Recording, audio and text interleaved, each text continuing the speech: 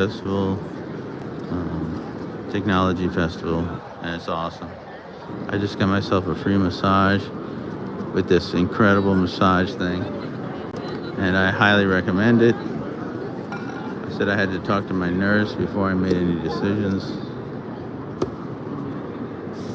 My family. But look at this is gambling.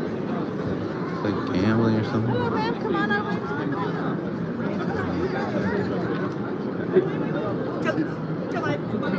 This is nutritional supplement research.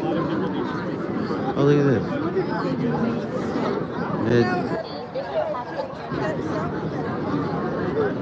This is some cool massage stuff here for everybody. Oh, pardon me. No. Oh, not just yet. Thank you.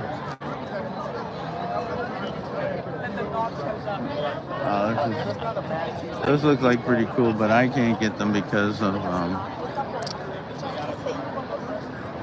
I have I'll have some sort of okay, zero gravity. What do you think that is?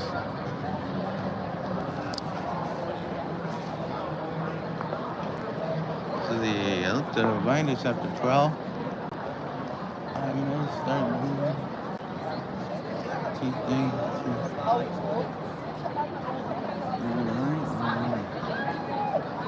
There's a lot of cosmetic stuff. Zero gravity, zero gravity.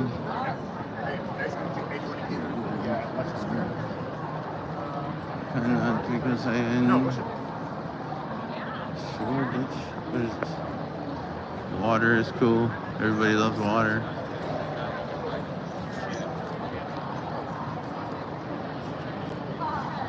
Can't remember what the next thing is. This is the film festival.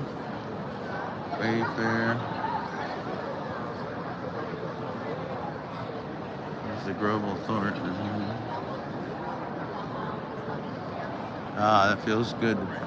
Russian and Ukraine people.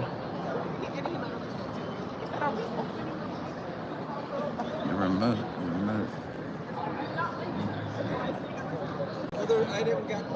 How old is it? I like going to the music festival.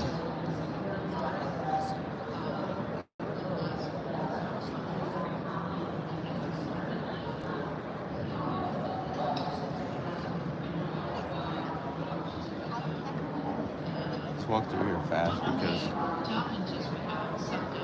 I don't know his name.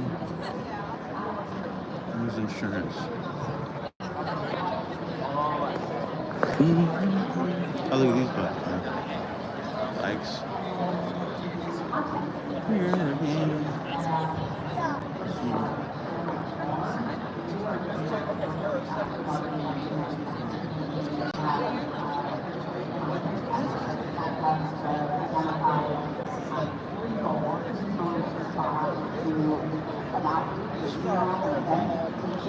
That's weird. Odd bikes. Beauty stuff.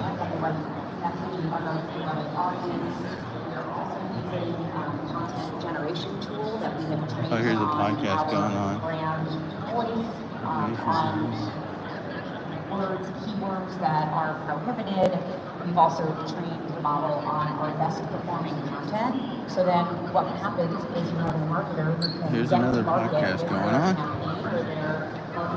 Another podcast going on.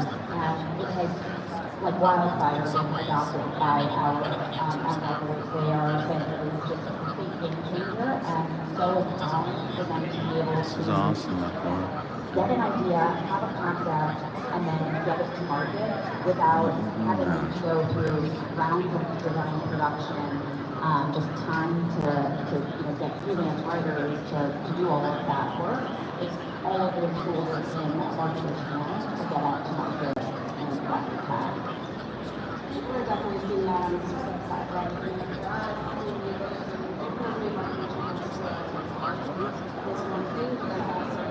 All the innovations here. And now we're walking over here where there's networking. Oh, See if they give free food.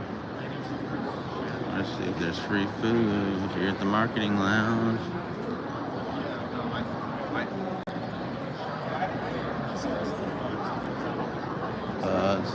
Let's see here. Ah, the network lounge. This is where people do networking. This I cannot do.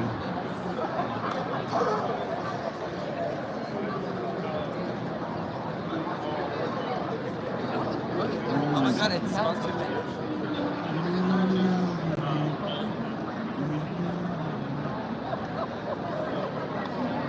Oh, it looks like there's free food, free drinks, nice people.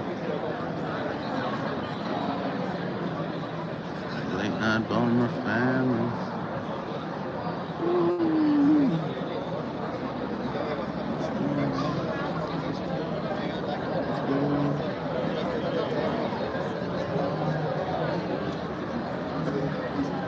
Water, networking.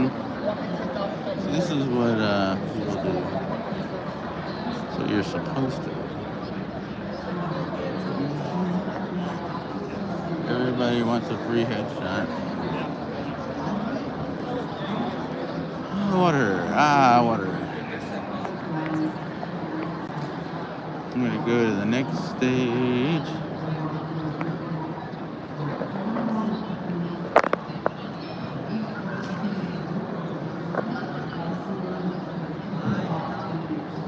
This is really awesome.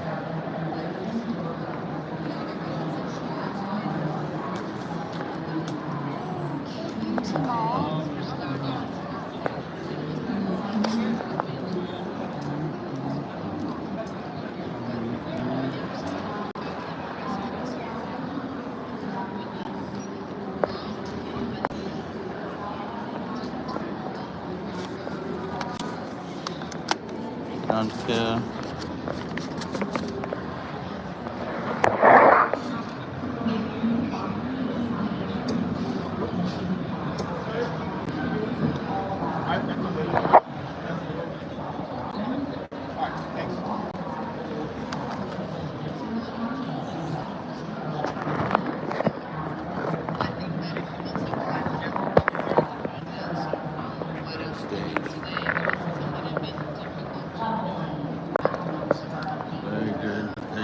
Podcast and stuff.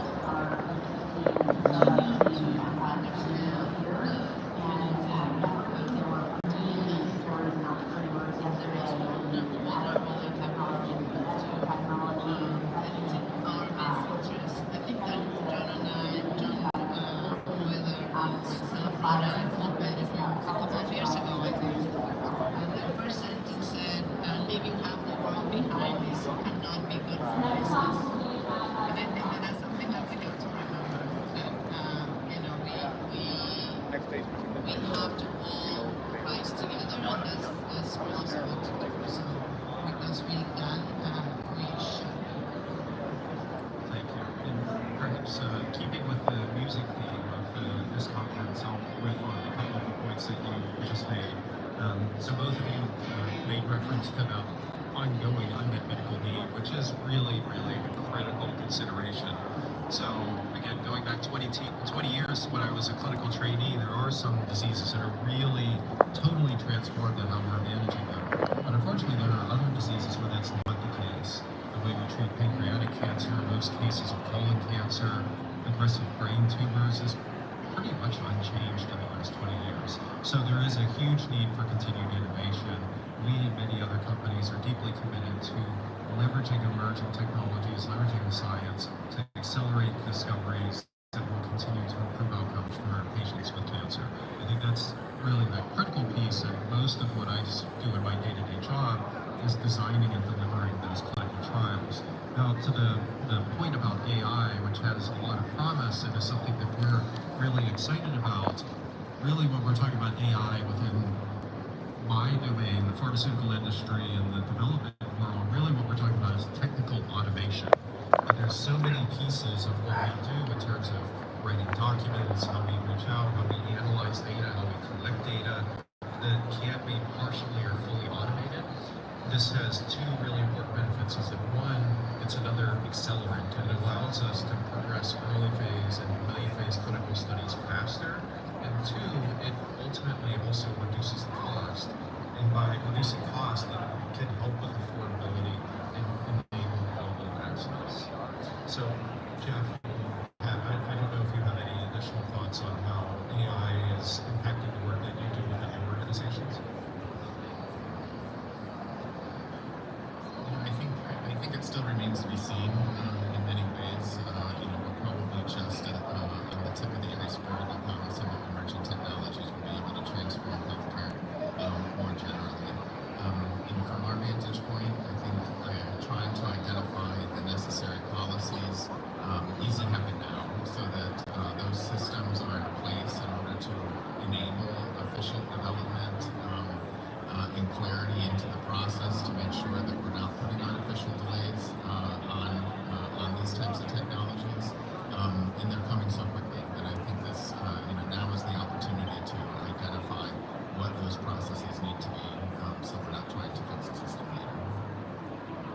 For us, it's a lot about supply chains, and I think that AI can do a lot to help us planning and forecasting and make sure that there's no stockouts anywhere. It's very complicated, and this is something that AI can really help us model. And then the other piece that it's a little bit difficult to see the relationship, but climate change is making things very difficult for us because we are seeing extreme temperatures